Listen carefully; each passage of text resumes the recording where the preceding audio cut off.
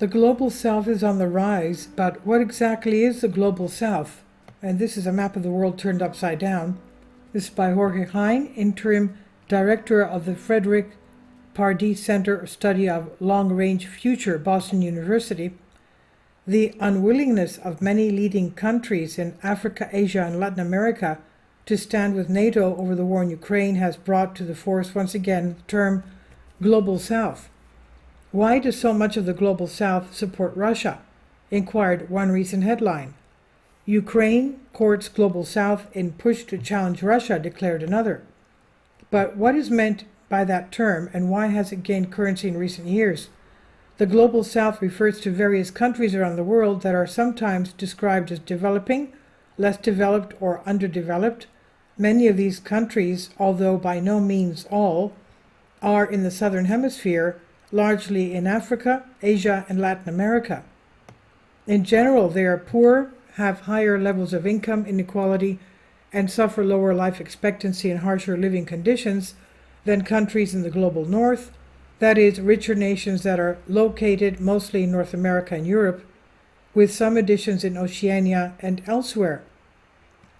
Going beyond the Third World, the term Global South appears to have first been used in 1969 by political activist Carl Oglesby, writing in the liberal Catholic magazine Commonwealth.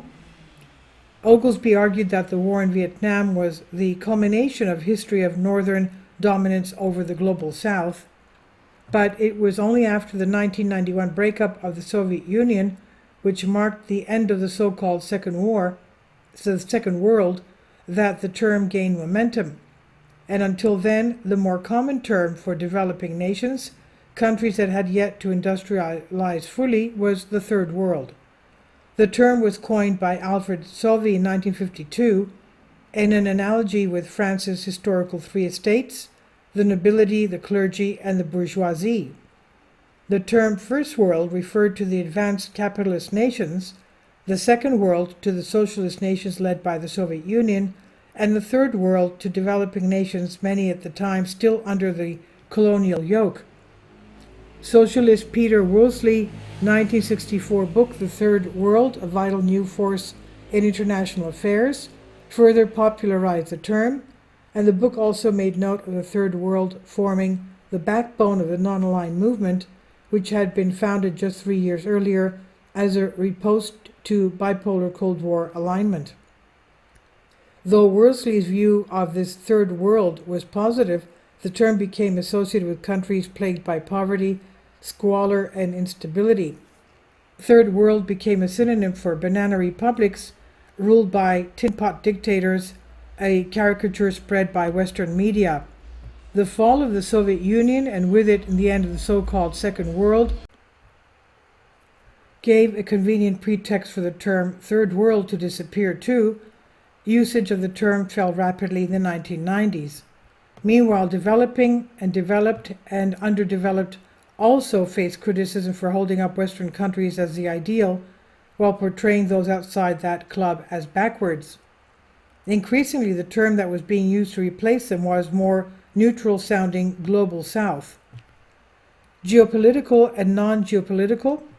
The term Global South is not geographical. In fact, the Global South's two largest countries, China and India, lie entirely in the Northern Hemisphere. Rather, its usage denotes a mix of political, geopolitical, and economic commonalities between nations. Countries in the Global South were mostly at the receiving end of imperialism and colonial rule, with African countries as perhaps the most visible example of this.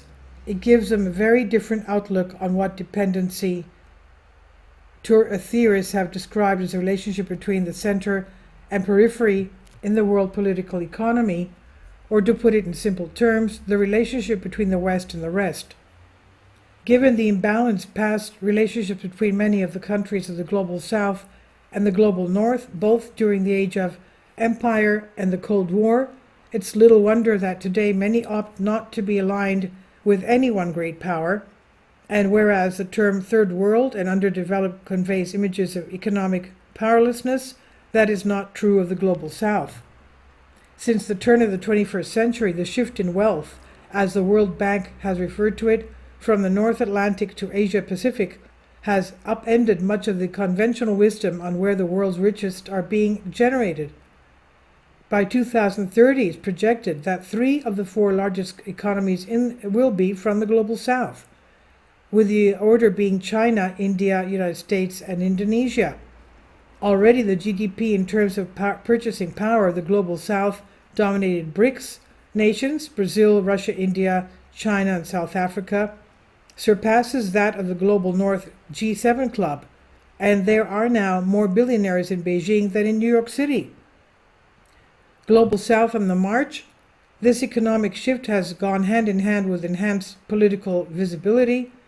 Countries in the global south are increasingly asserting themselves on the global scene, be it China's brokering of Iran and Saudi Arabia's rapprochement or Brazil's attempt to push a peace plan to end the war in Ukraine.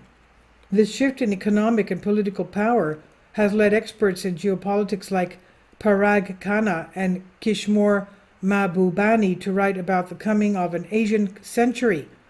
Others, like political scientist Oliver Strunkel, have begun talking about a post-Western world. One thing is for sure, the global south is flexing political and economic muscles that the developing countries in the third world never had. And this is on The Conversation by John Hine, interim director of the Frederick S. Pardee Center for the Study of the Longer Range Future from Boston University. Please leave your comments. Thank you for your support. Support my Patreon account. The daily posts are 5 videos daily, and they are totally different from what I have on my YouTube channel. Thank you so much for your support and that you find all my content so interesting. You'll find the Patreon account details in the description box below.